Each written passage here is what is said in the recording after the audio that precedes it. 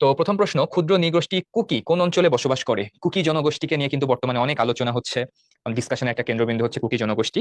তো কুকি জনগোষ্ঠী বাংলাদেশের মানে দক্ষিণ অঞ্চলে বসবাস করে, এইটা যদি মোটামুটি মাথায় থাকে তাইলে কমন সেন্স দিয়েও কিন্তু অ্যান্সার বের করতে পারা যায়। দেখি আমি, মৌলভীবাজার এবং সেই সাথে আছে হচ্ছে সিলেট। সিলেট এবং মৌলভীবাজার এই দুইটাই কিন্তু বাংলাদেশের পূর্ব দিকের দুইটা জেলা।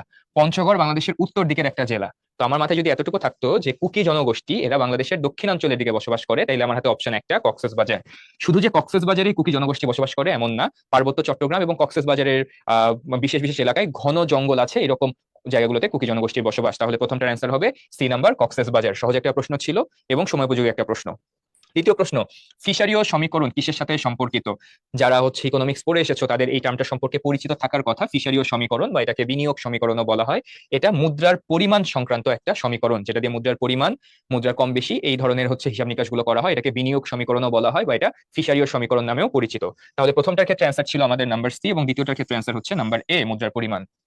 3 নম্বর প্রশ্ন, বাংলাদেশ কত সালে WHO এর সদস্যপদ লাভ করে? WHO world health organisation. তাহলে ওয়ার্ল্ড হেলথ অর্গানাইজেশন বাংলাদেশের সদস্যপদ কত সালে লাভ করে? 2000। সদস্যপদ অনেক আগেই লাভ করে। আমরা জানি যে বাংলাদেশ জাতিসংঘ এবং জাতিসংঘের যে বিভিন্ন এজেন্সিগুলো আছে, বিভিন্ন অঙ্গ সংস্থা যেগুলো আছে, সেখানে সদস্যপদ স্বাধীনতার পরপরই পেয়ে যায়। বিভিন্ন সময় এই যে এজেন্সিগুলো বা অঙ্গ সংগঠনগুলো, সেটা নির্বাহী যে মানে পরিষদ আছে, নির্বাহী পরিষদের সভাপতি নিয়োগ দেওয়া হয় 1 বছর মেয়াদের জন্য। বাংলাদেশ WHO সভাপতির দায়িত্ব লাভ করে 2003 সালে। তাহলে বাংলাদেশ WHO সভাপতির পদ লাভ করে কত সালে? উত্তর হবে 2003। তাহলে অ্যান্সার হবে এ নাম্বার, 2003। প্রশ্ন, ভাইয়া পায়রা সমুদ্র বন্দর কবে আনুষ্ঠানিকভাবে যাত্রা শুরু করে? পায়রা সমুদ্র বন্দর বাংলাদেশের তৃতীয় সমুদ্র বন্দর। বাংলাদেশের কয় নম্বর সমুদ্র বন্দর? 3 নম্বর। কোন জেলায় অবস্থিত? পটুয়াখালীতে। খুব বেশি পুরনো না, গত 2013 সালে এই সমুদ্র বন্দর যাত্রা শুরু করে। 2013 সালে, 2013 কোথায় কোথায় আছে? এ তে আছে এবং বি তে আছে। তাইলে সি আর ডি এই দুটা তো আগেই বাদ। তাহলে এ আর বি এর ভিতরে কোনটা অ্যান্সার হবে? এখানে আবার তারিখ দিয়ে দিচ্ছে, 10 নভেম্বর নাকি 19 নভেম্বর। অ্যান্সার হবে হচ্ছে 19 নভেম্বর 2013 সালে। তাহলে বাংলাদেশের তৃতীয় সমুদ্র বন্দর এবং দক্ষিণ এশিয়ার একটা অন্যতম গুরুত্বপূর্ণ সমুদ্র বন্দর পায়রা সমুদ্র বন্দর, যেটা পটুয়াখালী জেলায় অবস্থিত, সেটা কত সালে যাত্রা শুরু করে আনুষ্ঠানিকভাবে? 2013 সালের 19 ডিসেম্বর। পরের দিকে চলে যাই, কম্পিউটার থেকে প্রিন্টারে ডেটা প্রেরণের ক্ষেত্রে কোন পদ্ধতিতে ডেটা ট্রান্সমিশন হয়? প্রশ্নগুলো কিন্তু খুব সুন্দর, দেখো বিভিন্ন সাবজেক্ট থেকে মিলিয়ে মিলিয়ে অনেক প্রশ্ন দিয়েছে। অর্থনীতি থেকে কিছু প্রশ্ন, পরিণীতি থেকে কিছু প্রশ্ন, আইসিটি থেকে প্রশ্ন। এটা আইসিটি থেকে একদম কোর একটা প্রশ্ন যে ডেটা ট্রান্সমিশনের অনেকগুলো পদ্ধতি আছে, simplex, half duplex, full duplex এবং ট্রিপ্লেক্স। তো কম্পিউটার থেকে প্রিন্টারে যে ডেটা ট্রান্সমিশন খুব বেসিক, এটা কোন পদ্ধতিতে হয়? এটা হয় হচ্ছে সিমপ্লেক্স পদ্ধতিতে। তাহলে অ্যান্সার হবে এ নাম্বার, সিমপ্লেক্স পদ্ধতি। 6 নম্বর, অধিক বৃষ্টিপাতের জন্য পরিচিত মৌসিন রাম ভারতের কোন রাজ্যে অবস্থিত? মৌসিনরাম এটাকে একসাথে সাধারণত লেখা হয় মৌসিনরাম। তো মৌসিনরাম ভারতের মেঘালয় রাজ্যে অবস্থিত, অধিক বৃষ্টিপাতের জন্য পরিচিত। এমনকি এটাকে বলা হয় বিশ্বের ভিতরে সর্বাধিক বৃষ্টিপাত নাকি এই জায়গাটাতেই হয়। যদিও কথাটাতে মানে বিতর্ক আছে, বাট সাধারণত ইন্ডিয়ার পার্সপেক্টিভে বা এশিয়ান কারিকুলামে মোটামুটি এটাই পড়ানো হয়, মানে বিশ্বের ভিতরে সবচেয়ে বেশি বৃষ্টিপাত নাকি এই জায়গাটাতে হয়। সুন্দর একটা জায়গা। ওই বাংলাদেশে যারা সিলেটের জাফলং, সাদা পাথর, ভোলাগঞ্জ দিক গিয়েছো, ওই রকম একটা জায়গা, পাথর আছে, ঝর্ণা আছে, সুন্দর পাহাড় আছে চারদিকে, এবং ওখানে কিছু গুহাও আছে, একদম গহীন অন্ধকার কিছু গুহা। চমৎকার একটা জায়গা, মৌসিন রাম বলা হয়। এটা কিসের জন্য বিখ্যাত? এখানে অনেক বৃষ্টিপাত হয়। এটা যেমন তাদের জন্য আশীর্বাদ, তেমনি মাঝে মধ্যে অভিশাপের মতো কাজ করে বিষয়টা। তো যাই হোক, অধিক বৃষ্টিপাতের জন্য পরিচিত মৌসিনরাম ভারতের কোন রাজ্যে অবস্থিত? মেঘালয় রাজ্যে অবস্থিত। আমাদের সিলেট থেকে পাশের দিকে যদি যাই, তাহলে বাংলাদেশের পূর্ব দিকেই এর অবস্থান। ভারতের 7 সিস্টার্স এর মধ্যে অন্যতম একটা অঙ্গরাজ্য হচ্ছে মেঘালয়, সেখানেই মৌসিনরাম অবস্থিত। 7 নম্বর, জাতির পিতা বঙ্গবন্ধু শেখ মুজিবুর রহমান কর্তৃক প্রদত্ত স্বাধীনতার ঘোষণা সংবিধানের কোন তফসিলে সন্নিবেশিত? সংবিধানে তফসিল আছে কয়টা? সংবিধানে তফসিল আছে আমাদের 7টা তফসিল আছে। এই 7টা তফসিলগুলো কি কি? সংবিধানে সাধারণত যে আর্টিকেল গুলো আছে, যে অনুচ্ছেদ গুলো আছে, সেগুলো কিন্তু সেলফ এক্সপ্লেনেটরি না। তো সংবিধানের ভিতরে এমন কিছু জায়গা আছে যেগুলোর ব্যাখ্যা ওখানেই প্রদান করা আছে। তো এইগুলোকে আমরা বলতেছি হচ্ছে তফসিল। তো এরকম একটা তফসিল হচ্ছে যেখানে বঙ্গবন্ধু শেখ মুজিবুর রহমানের স্বাধীনতার ঘোষণাটা উল্লেখ করা আছে। কোন তফসিলে উল্লেখ আছে? সি নাম্বার, 6ষ্ঠ তফসিলে এটার কথা মেনশন করা আছে। তাইলে আমাদের সংবিধানের 7টা তফসিলের ভিতর 6 নম্বর তফসিলে কি? বঙ্গবন্ধু কর্তৃক প্রদত্ত যে স্বাধীনতার ঘোষণা, সেটা ওখানে উল্লেখ করা আছে। তারপরে UNCTAD, এটার কাজ কি? ইউএনসিটিএডি, ইউএনসিটিএডি এর কাজ কি? প্রথম কথা, এটার কাজ কি সেটা জানতে গেলে আগে ফুল ফর্মটা জানতে হবে। ফুল ফর্মটা জানলে এটা অ্যান্সার বের করা খুব ইজি। ইউএনতে আমরা বুঝতেই পারতেছি ইউনাইটেড নেশনস। সিতে কি? সিতে কনফারেন্স। কি নিয়ে কনফারেন্স? টিতে কি হইতে পারে? মাথায় কি আসে? ট্রেড। এতে অ্যান্ড এবং ডিতে development. United Nations conference on trade and development. তাইলে নামের ভিতরে ট্রেড অ্যান্ড ডেভেলপমেন্ট আছে, বুঝতেই পারতেছি জাতিসংঘের এমন একটা এজেন্সি যেটা বাণিজ্য এবং উন্নয়ন নিয়ে কাজ করে। দেখি এখন বাণিজ্য কথাটা কোথায় উল্লেখ করা আছে? জনস্বার্থ নাই, স্বাস্থ্যগত নাই, আর্থিক নাই। তাইলে যারা ফুল ফর্ম জানতো তাদের জন্য প্রশ্নটা খুবই সহজ ছিল। ইউএনসিটিএডি এর কাজ হচ্ছে উন্নয়নশীল রাষ্ট্রের বাণিজ্যিক স্বার্থ রক্ষা করা। আবারও বলছি, United nation conference on trade and development, জাতিসংঘের কনফারেন্স যেটা কিনা ট্রেড এবং ডেভেলপমেন্ট, বাণিজ্য এবং উন্নয়ন নিয়ে কাজ করে। কাদের বাণিজ্য নিয়ে কাজ করে? উন্নয়নশীল রাষ্ট্রের বাণিজ্যিক স্বার্থ নিয়ে কাজ করে। তাহলে অ্যান্সার হবে এ নাম্বার। ইউএনসিটিএ এর কাজ হচ্ছে উন্নয়নশীল রাষ্ট্রের বাণিজ্যিক স্বার্থ রক্ষা করা। বুঝলাম। ওরা আমার মুখের ভাষা কায়রা নিতে চায়। ভাষা আন্দোলন, মুক্তিযুদ্ধের সাহিত্যের প্রতি কিন্তু আমরা বরাবরই বেশ গুরুত্ব দিই। যে আমরা বলে দেই যে ভাষা আন্দোলন থেকে শুরু করে 1971-এর স্বাধীনতা যুদ্ধ পর্যন্ত এই সময়কালটাতে যে সকল সাহিত্যকর্ম রচিত হয়েছে, গান, কবিতা, উপন্যাস, সিনেমা, নাটক, ছোট গল্প, এগুলোর ভিতরে গুরুত্বপূর্ণ কিছুগুলোর আমাদের হচ্ছে রচয়িতাকে, সুরকারকে, লেখককে, ঔপন্যাসিককে, এই জিনিসগুলো পড়াটা খুব জরুরি। তার ভেতরে ওরা আমার মুখের ভাষা কায়রা নিতে চায়, খুবই ফেমাস একটা গান। এই গানের রচয়িতাকে আব্দুল লতিফ। তাহলে অ্যান্সার হবে ডি নাম্বার। ওরা আমার মুখের ভাষা কায়রা নিতে চায়, গানটির রচয়িতা আব্দুল লতিফ। চতুর্থ শিল্প বিপ্লবের বৈশিষ্ট্য কোনটা? খুবই ইম্পর্টেন্ট একটা প্রশ্ন। 4IR, ফোর্থ ইন্ডাস্ট্রিয়াল রেভলিউশন বা 4IR যেটাকে আমরা বলছি। তো আগের শিল্প বিপ্লব গুলাতে কিন্তু আমরা কি বলেছিলাম? শিল্প বিপ্লব মানুষের কর্ম, মানে কি বলে, মানুষের যে দৈহিক পরিশ্রম, শারীরিক পরিশ্রম সেটাকে কমিয়ে আনা, ইন্ডাস্ট্রিতে বেশি ফোকাস করা, এবং হচ্ছে মেশিন তৈরি হচ্ছে। যেমন খুব সহজ করে বোঝো, শিল্প বিপ্লবের বেসিক ধারণা, আমি কিন্তু ডিপে যাচ্ছি না, নর্মালি বোঝানোর জন্য বলতেছি। শিল্প বিপ্লবের বেসিক ধারণাটা কই থেকে আসছে? যে আগে সবকিছু মানুষ নিজ হাতে করতো, মানুষের দরকার পড়তো বেশি, অনেক কঠিন কাজ মানুষকে দিনের পর দিন কষ্ট করে করতে হতো, অনেক ঝুঁকিপূর্ণ কাজ করতে হতো। কিন্তু যখন কলকারখানা করে উঠলো, উন্নত মেশিন তৈরি হইলো, মানুষের উপর চাপটা কমলো, কাজগুলো সহজ হইলো, সবকিছু উৎপাদন খরচও কমে গেল। শিল্প বিপ্লবের ধারণাটা কিন্তু এখান থেকে শুরু। এখন মানুষ কিন্তু আর মেশিন নিয়ে ভয় পায় না। মানুষ ভয় পায় কি? মানুষ ভয় পায় হচ্ছে আর্টিফিশিয়াল ইন্টেলিজেন্স নিয়ে বা এআই নিয়ে, যে যে কোনো সময় হচ্ছে আর্টিফিশিয়াল ইন্টেলিজেন্স মানুষকেই রিপ্লেস করে দিবে, মানুষের আর কাজ করার দরকার পড়বে না, এইরকম একটা ভয় কিন্তু অনেকের মনে কাজ করে। সো বর্তমানে শিল্প বিপ্লবের ধারণা চেঞ্জ হয়ে ওই মেশিনারি বা যন্ত্রপাতি থেকে চেঞ্জ হয়ে কিন্তু এখন এই আর্টিফিশিয়াল ইন্টেলিজেন্স বা কৃত্রিম বুদ্ধিমত্তার দিকে চলে আসছে। তাহলে ফোর্থ ইন্ডাস্ট্রিয়াল রেভলিউশন যে এআই নিয়ে কাজ করে, এটা কিন্তু আমরা বুঝে গেলাম। তাহলে অ্যান্সার কি হবে দেখি? বাষ্প শক্তির অন্তর্ভুক্তিকরণ? না, এটা অনেক আগেই হয়ে গেছে, এটা নতুন কিছু না, এটা বেসিক, মানে পুরাতন শিল্প বিপ্লবের সময় এটা ছিল। কর্পোরেশনের মুনাফা সর্বাধিকরণ, এটা একদম প্রথম দিকেই ছিল। বিদ্যুৎ উৎপাদন ব্যবস্থার উন্নয়ন, এটা প্রথমেই ছিল। তাহলে নতুন করে কি যোগ হয়েছে? ডিজিটাল প্রযুক্তির কেন্দ্রাভিমুখতা। কেন্দ্রাভিমুখতা মানে কি? কেন্দ্রের দিকে, মানে সবাই যে ডিজিটাল প্রযুক্তির দিকে ঝুঁকে যাচ্ছে, সবকিছু টেকনোলজি ডিজিটাল প্রযুক্তির মাধ্যমে হচ্ছে বা আর্টিফিশিয়াল ইন্টেলিজেন্সের মাধ্যমে হচ্ছে, সেটাই মিন করা হয়েছে। তাহলে এখানে অপশনটা কৃত্রিম বুদ্ধিমত্তা নিয়েও আসতে পারতো, টেকনোলজি নিয়েও আসতে পারতো, ডিজিটাল প্রযুক্তি এসে গেছে। তাহলে অ্যান্সার কি হবে? সি নাম্বার, ডিজিটাল প্রযুক্তির কেন্দ্রাভিমুখতা। বুঝলাম। ওকে, পরের দিকে চলে যাই। সত্য বিলোপ নীতি কোন গভর্নর জেনারেল আমলে প্রণীত হয়? প্রথম কথা ভাইয়া, সত্য বিলোপ নীতিটা কি? একটা সময় ব্রিটিশদের একটা আইন ছিল, তার মানে ভারতবর্ষে ভারতবর্ষে বিভিন্ন রাজ্য যেগুলো ব্রিটিশরা নিজেদের ভিতরে অন্তর্ভুক্তিকরণ করতে পারে বা নিজেরা ওটা অ্যাকুয়ার করে নিতে পারে বা দখল করে নিতে পারে, অনেক টার্ম এন্ড কন্ডিশন ছিল। যে কথার কথা, কোনো পুরুষ মানুষ, তার অনেক জমি জমা আছে, কিন্তু তার কোনো পুত্র সন্তান নাই, তাহলে মারা যাওয়ার পরবর্তী, সে যখন মারা গেল, উত্তরাধিকার সূত্রে ওই রাজ্যগুলা ও জায়গা বা জমিগুলা কার নামে যাবে? পুত্র সন্তান না থাকলে ওই জায়গাগুলো বাজেয়াপ্ত করে ব্রিটিশ সরকার নিজের নামে নিয়ে নিত। এটা জাস্ট একটা টার্ম বললাম, এরকম হাজারটা টার্ম ছিল এই সত্য বিলোপ নীতির ভেতরে, ঠিক আছে? তাহলে সত্য বিলোপ নীতি ব্রিটিশদের এরকম হচ্ছে তাদের ঔপনিবেশিকতাকে একটু স্প্যান্ড করার জন্য, আরো বেশি রাজ্য দখল করার জন্য একটা, মানে খুব, মানে নেগেটিভ একটা পলিসি ছিল। সেটা প্রণীত হয় কার আমলে? লর্ড ডালহৌসির আমলে। তাহলে অ্যান্সার হবে কি? C number, lord Dalhousie. বুঝলাম। এরপরে প্রশ্ন, একই এলাকা ও সমমানসিকতা সম্পন্ন মানুষ নিয়ে কোনটা গঠিত হয়? কোনটা গঠিত হয়? সমাজ, গোষ্ঠী, সংঘ, সম্প্রদায়? দেখেন, প্রত্যেকটাই কিন্তু আমার অ্যান্সার মনে হচ্ছে যে একই এলাকা ও সমমানসিকতা সম্পন্ন মানুষ নিয়ে কি গঠিত হয়? সমাজ, গোষ্ঠী, সংঘ, সম্প্রদায়, সবই তো হইতে পারে, বাট অ্যাপ্রোপ্রিয়েট অ্যান্সার কোনটা? সম্প্রদায়। কিন্তু কেন? দেখেন, একটা এলাকার ভিতর একাধিক সমাজ থাকতে পারে। চিন্তা করে দেখেন, আমাদের দেশে জেলা আছে, জেলার ভিতরে উপজেলা আছে, তার ভিতরে ইউনিয়ন আছে, গ্রাম আছে। ইভেন একটা গ্রামের ভিতরে প্রত্যেকটা পাড়ার মানুষ আলাদা, এক একটাকে, অনেক গ্রামগুলাতে এক একটা পাড়াকে এক একটা সমাজ বলা হয়। তার মানে একটা এলাকার ভিতরে একাধিক সমাজ থাকতে পারে, ঠিক আছে? তার মানে একই এলাকায় যদি হচ্ছে একটা, মানে সমমানসিকতা সম্পন্ন মানুষ নিয়ে গঠিত হয়, সেটা সমাজ হবে না, সেটা গোষ্ঠী হবে না। গোষ্ঠী মানে সেটা একটা এলাকার ভিতরে অনেক গোষ্ঠী থাকতে পারে, ঠিক আছে? ক্ষুদ্র নিগোষ্ঠী থাকতে পারে, বা হচ্ছে সেখানে বা বিভিন্ন জাতিসত্তার মানুষ থাকতে পারে, ঠিক আছে? গোষ্ঠী মানেই যে একই এলাকার ভেতরে সবাই বসবাস করবে, তারা একই মানসিকতার হবে, ব্যাপারটা এমন না। সংঘ তো হচ্ছে অর্গানাইজেশন বোঝানো হচ্ছে, অর্গানাইজেশনটাও তো ছোট ছোট ইউনিট, কিন্তু এটা তো একটা বড় ইউনিটের কথা বলা হচ্ছে। একই এলাকা ও সমমানসিকতা মানুষ নিয়ে কি গঠিত? একটা সম্প্রদায় গঠিত হয়, ঠিক আছে? তাইলে অ্যান্সার হবে, মোস্ট অ্যাপ্রোপ্রিয়েট অ্যান্সার হচ্ছে ডি নাম্বারটা, সম্প্রদায়। বুঝলাম। কোনটি পদসঞ্চারী মুদ্রাস্ফীতি হতে পারে? মুদ্রাস্ফীতি জিনিসটা কি? মুদ্রাস্ফীতি বা ইনফ্লেশন, মুদ্রাস্ফীতি বা ইনফ্লেশন বলতে বোঝায় যে আমাদের যখন টাকার মান কমে যায় বা টাকার উৎপাদন অনেক বেড়ে যায়, বিভিন্নভাবে বোঝানো যায় মুদ্রাস্ফীতি, সেই আলোচনায় যাব না। মুদ্রাস্ফীতির অনেকগুলো লেয়ার আছে। একটা হচ্ছে মৃদু মুদ্রাস্ফীতি, একটা আছে হচ্ছে আমাদের পদ সঞ্চারী মুদ্রাস্ফীতি, একটা আছে ধাবমান মুদ্রাস্ফীতি, এরকম অনেক ক্লাসিফিকেশন আছে। মৃদু মুদ্রাস্ফীতি কোনটা? যেটা 3%-এর কম। 3%-এর কম যদি কোনো দেশের মুদ্রাস্ফীতি হয়, তাইলে সেটা মৃদু মুদ্রাস্ফীতি। কোনটা যদি পদসঞ্চারী হয়, তার মানে সেটা 3% থেকে 10%-এর মধ্যে, 10%-এর চেয়ে উপরে হইলে সেটা ধাবমান। তাইলে এখানে কি বলা আছে, পদসঞ্চারী মুদ্রাস্ফীতি কোনটা হইতে পারে? 2% হইলে সেটা মৃদু মুদ্রাস্ফীতি, তাহলে এটা হবে না।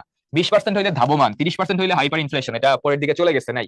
তাইলে অ্যান্সার হবে বি নাম্বার 8%, কারণ আমরা জানি 3 থেকে 10%-এর মাঝখানে যদি মুদ্রাস্ফীতি হয় তাহলে সেটা পদসঞ্চারী মুদ্রাস্ফীতি।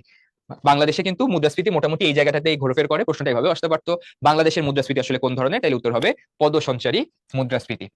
14 নম্বর প্রশ্ন, সর্বপ্রথম যৌক্তিক সংজ্ঞার ধারণা প্রবর্তন করেন কে?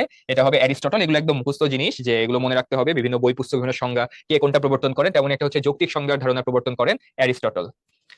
রূপপুর পারমাণবিক বিদ্যুৎ কেন্দ্র কোন মন্ত্রণালয়ের অধীন? সাধারণত বিদ্যুৎ দেখে মনে হয় যে বিদ্যুৎ জ্বালানি খনিজ মন্ত্রণালয় হবে, কিন্তু আসলে এই রূপপুর পারমাণবিক বিদ্যুৎ কেন্দ্রকে বিজ্ঞান ও প্রযুক্তি মন্ত্রণালয়ের অধীনে রাখা হয়েছে, কারণ এটা যতটা না বিদ্যুৎ জ্বালানি এবং খনিজ খাতে কন্ট্রিবিউট করছে, তার থেকে বেশি মানে গবেষণার সুযোগ আছে, ফার্দার ইমপ্রুভমেন্টের সুযোগ আছে। তাই বর্তমানে রূপপুর পারমাণবিক বিদ্যুৎ কেন্দ্র বিজ্ঞান ও প্রযুক্তি মন্ত্রণালয়ের অধীন। অনেকে ভুল করে বিদ্যুৎ জ্বালানি ও খনিজ সম্পদ দিয়ে দিতে পারো, কিন্তু না, অ্যান্সার হবে হচ্ছে বিজ্ঞান ও প্রযুক্তি মন্ত্রণালয়। এরপরে, কে সর্বপ্রথম ব্লু ইকোনমির ধারণা দেন? ব্লু ইকোনমি মানে কি? নীল অর্থনীতি। নীল অর্থনীতি মানে কি? নীল কিসের রং? সমুদ্রের রং। তাহলে সমুদ্র সংক্রান্ত অর্থনীতিকে ব্লু ইকোনমি বলা হয়, যে সমুদ্র দিয়ে কতভাবে আমাদের অর্থনৈতিকভাবে লাভবান হচ্ছে, সমুদ্রের খনিজ সম্পদ, সমুদ্রের ভিতরে জলজ সম্পদ আছে, মাছ আছে, সমুদ্রের উপর দিয়ে হচ্ছে মানুষ যাতায়াত করে, ইম্পোর্ট এক্সপোর্ট হয়, এই সবকিছুকে একসাথে বলা হয় ব্লু ইকোনমি। এটা ধারণা দেন কে? গুন্টার পাউলি। অ্যান্সার কি হবে? Gunter Paoli, D number. তাইলে ব্লু ইকোনমির ধারণা দিয়েছেন কে? গুন্টার পাউলি। নেক্সটে চলে যাচ্ছি। এরপরে, আস্কি কোডে যান্ত্রিক নিয়ন্ত্রণের জন্য কতটি কোড ব্যবহৃত হয়? আইসিটিতে পড়ে এসেছো, এটা 8টা হবে। অ্যান্সার কি হবে? 8টা। দ্য রিপাবলিক গ্রন্থটির রচয়িতাকে একটু আগে বললাম, বিভিন্ন বই পুস্তকের নাম যেমন পড়ে ইম্পর্টেন্ট, তেমনি দ্য রিপাবলিক গ্রন্থটির রচয়িতা হচ্ছে প্লেটো। এরপরে, কোনটি ডিবিএমএস এর উদাহরণ? ডিবিএমএস এর মানে কি? Database management system. Database management system. MS DOS একটা প্রোগ্রাম, এমএস এক্সেল একটা ক্যালকুলেশনের জন্য একটা সফটওয়্যার বা একটা application, C plus plus programming এর জন্য ব্যবহার করা একটা ল্যাঙ্গুয়েজ। তাহলে বাকি থাকে কি? MS access. এমএস অ্যাক্সেস এর কাজ কি? ডেটাবেস মেইনটেইন করা। তাইলে এখানে ডিবিএমএস এর উদাহরণ কোনটা? তাহলে অ্যান্সার হবে এমএস অ্যাক্সেস। এটা কিভাবে পারা যাইতো? যে ডিবিএমএস এর ফুল ফর্ম যদি আমি জানি, ডেটাবেস ম্যানেজমেন্ট সিস্টেম, তাহলে মাথায় কাজ করবে ডেটাবেস ম্যানেজ করি আমরা কি দিয়ে? এমএস ডস দিয়ে? না, একটা প্রোগ্রাম। MS Excel? না, এটা একটা অ্যাপ্লিকেশন। এটা হচ্ছে সি প্লাস প্লাস, এটা একটা ল্যাঙ্গুয়েজ। তাহলে বাকি থাকে কি? MS access. এমএস অ্যাক্সেস সাধারণত আমরা সচরাচর ব্যবহার করি না, বাট বাকি তিনটা অপশন দেখে আমি শিওর যে এই তিনটা দিয়ে ডেটাবেস ম্যানেজমেন্ট করা হয় না, ডেটাবেস ম্যানেজমেন্ট সিস্টেমের জন্য এমএস অ্যাক্সেস ব্যবহার করা হয়। দ্যাটস ওয়াই অ্যান্সার হবে সি নাম্বার, এমএস অ্যাক্সেস। বিশ্বব্যাংক সংশ্লিষ্ট কোন সংস্থাটি স্বল্প আয়ের উন্নয়নশীল দেশে বেসরকারি খাতে আর্থিক সহায়তা ও পরামর্শ দিয়ে থাকে? IFC, international finance corporation, IBRD international bank for reconstruction and development, তারপরে হচ্ছে মাল্টিল্যাটারাল ইনভেস্টমেন্ট গ্যারান্টি এজেন্সি, এবং আইসিএসআইডি। হ্যাঁ, even I don't know what is ICSID, but আমি এতটুকু জানি ইন্টারন্যাশনাল ফিনান্স কর্পোরেশন, যার কাজ হচ্ছে বিশ্বের যত স্বল্প আয়ের দেশ আছে বা উন্নয়নশীল দেশ আছে তাদেরকে সহায়তা করা না, রাদার তাদেরকে আর্থিক সহায়তা বিষয়ক পরামর্শ দেওয়া এবং ক্ষেত্র বিশেষে তাদেরকে পথ দেখানো কিভাবে তারা আর্থিকভাবে উত্তরণ হবে, মানে উত্তরণ পাবে তারা সামনের দিকে। সো অ্যান্সার হবে আইএফসি। বিশ্বব্যাংক সংশ্লিষ্ট কোন সংস্থাটি স্বল্প আয়ের উন্নয়নশীল দেশে বেসরকারি খাতে আর্থিক সহায়তা ও পরামর্শ দিয়ে থাকে? Answer goes for number A, IFC. বাংলাদেশের প্রথম স্বাধীনতার ঘোষণাপত্র পাঠ করেন কে? স্বাধীনতার ঘোষণাপত্র পাঠ করেন হচ্ছে অধ্যাপক এম ইউসুফ আলী। ওই মুজিবনগর সরকারের চ্যাপ্টারটা যখন আমরা পড়ি মুক্তিযুদ্ধের সময়, সেখানে খুব স্পষ্টভাবে যে কোনো বইয়ে লেখা থাকে যে বাংলাদেশের স্বাধীনতার ঘোষণাপত্র পাঠ করেন কে? অধ্যাপক M Yusuf Ali. Mohammedan literary society, এটা কি? লিটারারি সোসাইটি এটা একটা ক্লাবের মতো ছিল, একটা সোসাইটি ছিল, সমাজসেবামূলক একটা ক্লাব ছিল, যেখানে মেইন কাজই ছিল মানুষের মানে কি বলে উপকার করা, সমাজসেবা করা। এটা প্রতিষ্ঠা করেন নবাব আব্দুল লতিফ। এ নাম্বার অ্যান্সার। 23 নাম্বার, কোনটি ছাড়া সামাজিক উন্নয়ন সম্ভব না? সামাজিক উন্নয়নের জন্য সব দরকার, সাংস্কৃতিক উন্নয়ন দরকার, সামাজিক সম্প্রীতি দরকার, প্রযুক্তির বিকাশ দরকার, কিন্তু এই সবগুলো যেমন দরকার, কিন্তু এগুলা ছাড়াও সামাজিক উন্নয়ন সম্ভব যদি অর্থনৈতিক উন্নয়ন থাকে। তাহলে এই চারটার ভিতরে সবচেয়ে ইম্পর্টেন্ট হচ্ছে, যদি সামাজিকভাবে আমরা লেভেল আপ করতে চাই, ফার্স্টে আমাদের কি দরকার? ফিনান্সিয়াল ডেভেলপমেন্ট দরকার বা ফিনান্সিয়াল ইন্ডিপেন্ডেন্স দরকার। তাই অর্থনৈতিক উন্নয়ন হচ্ছে সামাজিক উন্নয়নের প্রথম শর্ত বা নীতি।